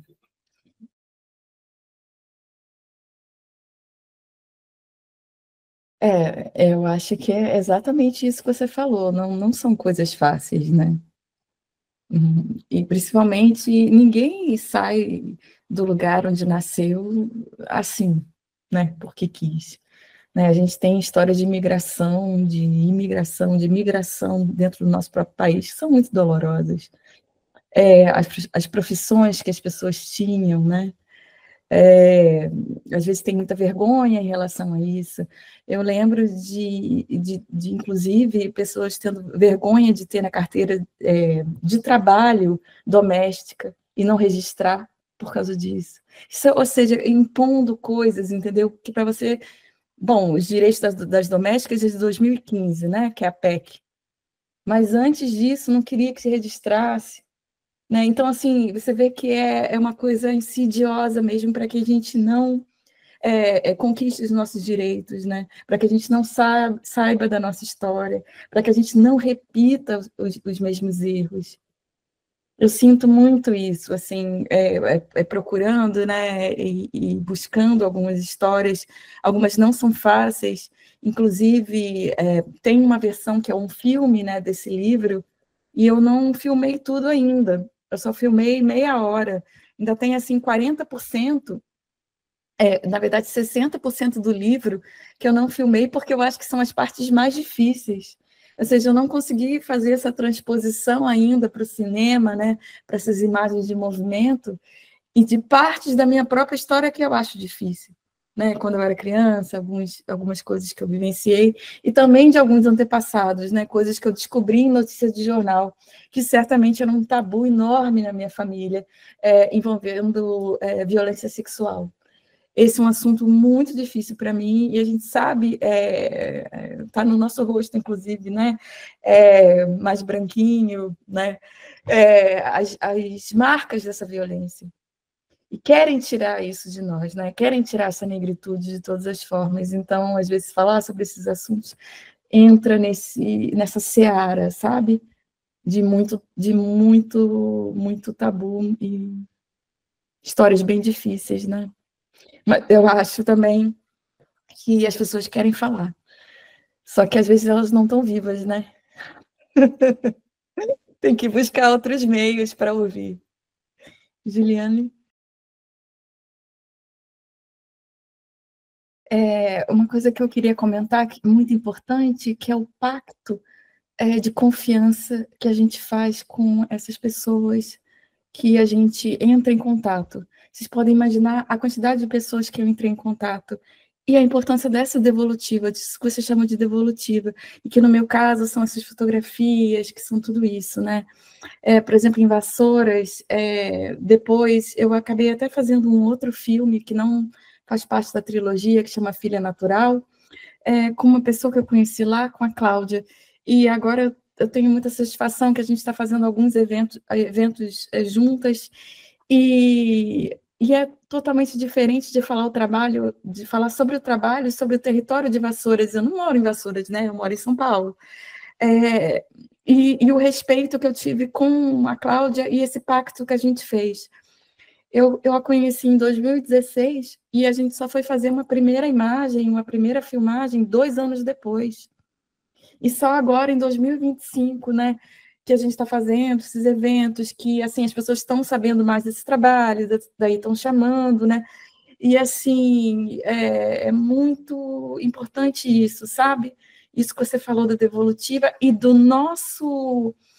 nossa responsabilidade como pessoas negras, né, ou pessoas racializadas, de não repetir essas violências, né, de chegar nos lugares, fazer imagens de qualquer jeito, depois nunca mais voltar, ganhar dinheiro com isso. A gente sabe a fotografia, pessoas que fotografaram, né, as nossas manifestações afro-brasileiras sem qualquer conexão ou cuidado e tiveram, né, o seu trabalho publicado, exposições do mundo inteiro.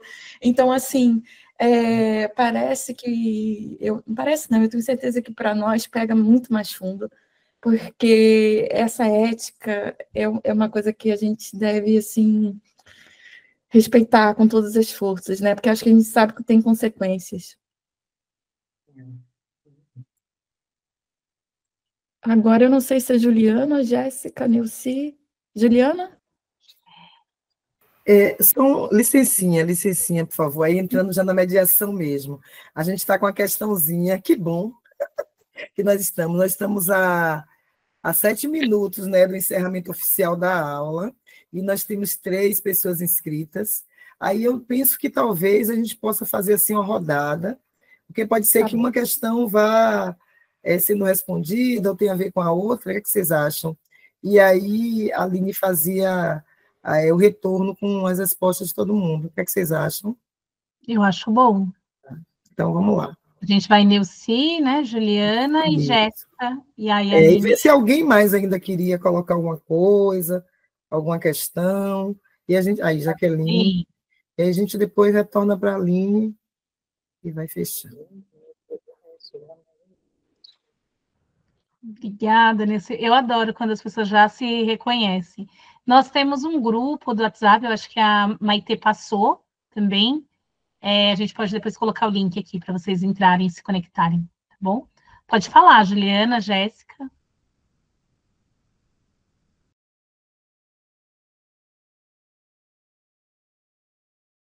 Ai, não vou falar nada, que senão depois Dona eu vou Aline, chorar. Dona Deixa a Aline. gente, aí a Jaqueline vai falar. Você era babadeira, viu, Dona Aline? Axé.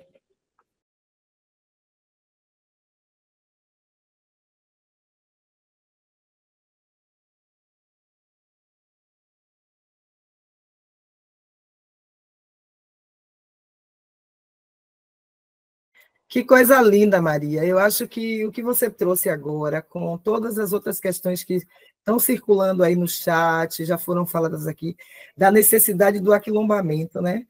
Nós fazemos um aquilombamento muito bonito nesse Fazedoras, que é a possibilidade da gente estar trocando entre a gente, desde acessar os conhecimentos mais, né, importantes e fundamentais, né, que a gente vai fazer isso até o fim do curso, até também trocar as receitinhas de como manejar. Eu também sou péssima com as tecnologias, mas eu tenho aprendido aqui um bocado, sabia?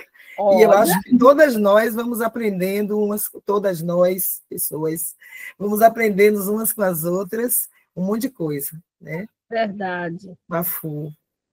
Mas é isso, né? Obrigada.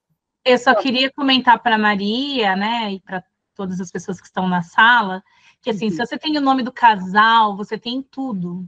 Você tem tudo, né? Como a colega aqui, que precisa até fechar a câmera, que eu fiquei muito emocionada, ela só tinha o nome da mãe, um nome. E ela conseguiu achar várias coisas, né? Então, enfim, gente, vai dar certo. E a gente precisa também pensar, a gente vai ter outros momentos para refletir sobre isso. Eu vou só fazer uma provocação, então, para os próximos módulos, tá? Sim. E a ancestralidade não é o passado. Ancestralidade é futuro. Então, o que a gente está construindo aqui, agora, é a própria ancestralidade, né? Então, ainda que a gente não tenha, né, os nomes, né, é a nossa própria existência. E o fato da gente inscrever a nossa história, né, vivenciar essa história agora, nesse momento, hoje, dia 27, desde as 3 horas, isso já é a construção, né, e a reelaboração da nossa ancestralidade. Até porque, ainda que eu não tenha feito uma pesquisa como a da Aline, eu me identifico, né, com esses parentes, né, que é de Minas e que vai para Vassouras, e esses trânsitos todos, né? Então, você começa com essa micro história de vida, que é o reflexo, é o espelho de todos nós, né? Então, que você vai para a macro história, assim, né? Então, eu acho que quando a gente também vai por essa linha de pensamento, a gente consegue organizar, né, algumas dessas nossas angústias também. Eu vou passar para a Aline para ela fazer as considerações, né, dela, que final, para a gente ir se despedindo, né? Mas ela deixou. Eu já tinha passado o site, alguém colocou também o Instagram dela, então vocês podem continuar também com essas trocas. E o próximo encontro é isso, gente. A nossa especialista, nosso convidado sempre chega às 17 horas, mas essa primeira hora é a hora mais importante, ou tão importante quanto, porque é o momento que a gente consegue justamente tirar as dúvidas, articular. Então, a gente vai continuar, né, mesmo sem a presença da Aline, a aula dela na nossa próxima primeira 1 hora do próximo encontro, tá? E aí, lá no grupo do WhatsApp, eu vou colocar o link dos slides para vocês também anteciparem essas apresentações. E todos os links que foram colocados no chat, a maioria deles eu coloquei lá no mural, mas vocês também podem ir preenchendo com outras informações que se relacionem com esse módulo, tá bom? Ótimo. Com você, Aline. Obrigada, Maria. De nada. Gente, eu nem sei o que falar, eu realmente estou sem condições, mas eu queria só, para a gente terminar, a gente fazer uma respiração assim em conjunto, uma respiração assim bem funda, e eu vou contar até 3 e a gente vai respirar e vai soltar um tipo, vamos fazer? Então, vamos lá. 1, 2, 3.